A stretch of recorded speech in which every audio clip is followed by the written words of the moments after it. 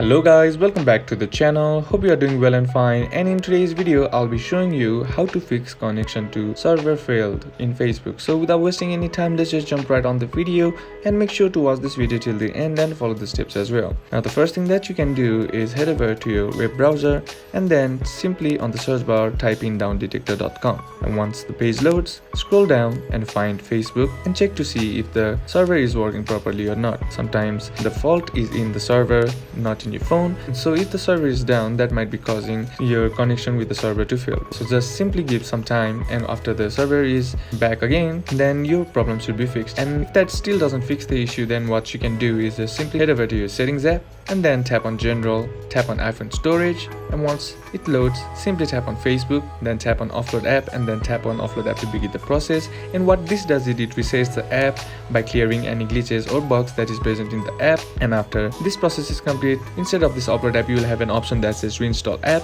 Simply tap on that reinstall app, and once that process is complete, all you gotta do is try again and your issue should be fixed. And that's basically how you can do it. And that's it for today's video guys. Hope this video was useful to you. Leave a like if you did, comment down below what the next video should be on, consider subbing to the channel. Thank you for watching. Bye bye.